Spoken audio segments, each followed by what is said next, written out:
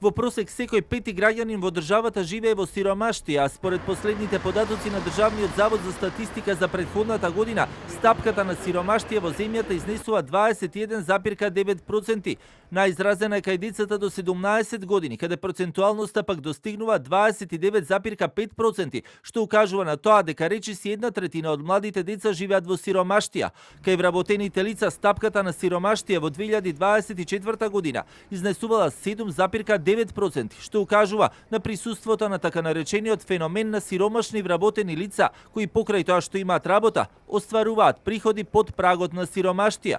Во интервју за Радио Слободна Европа пак Слободан Трендафилов од ССМ вели дека сето тоа е резултат на слабата куповна моќ поради брзото и енормно растење на цените на производите, а бавното и незначително зголемување на платите, но и обидите на власта како што вели да ги скрати платите и на оние вработени кои се во нешто подобра позиција од минималната.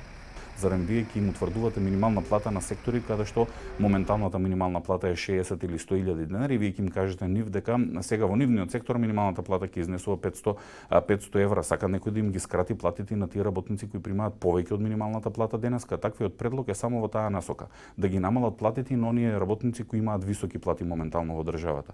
Ние се бориме за најниско платените работни места, за најниско платените работници. Минималната плата не сме да биде под 57% од просечната плата, но денеска ако ја пресметате 57% од просечната плата, денеска минималната плата требаше веќе да изнесува 26.000 и нешто денари.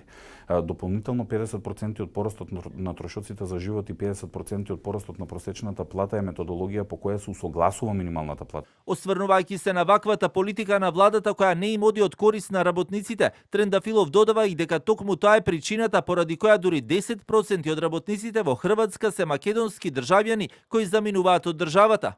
10% од вкупната работна сила во Хрватска на која е дадена дозвола за работа е од Македонија. Ако македонските компании не ги загрижуваат 12.500 квалификувани работници да им заминат само за повисока плата во Хрватска и да работат сезонска работа и потоа да се вратат во Македонија да не работат ништо и па да се вратат за време на сезоната да работат таму, тогаш не знам кого треба да го загрижи тоа. Или пак можеби владата смета дека работниците што ќе заминат од Македонија ќе се вратат со девизите од таму па ќе подобрат македонската економија, но тоа е несериозно да го размислувате. Податоците на ДЗС исто така укажуваат и на тоа дека стапката на сиромаштија кај пензионерите е 12%, што пак укажува на ранливоста на оваа популација во услови на зголемени трошоци на живот.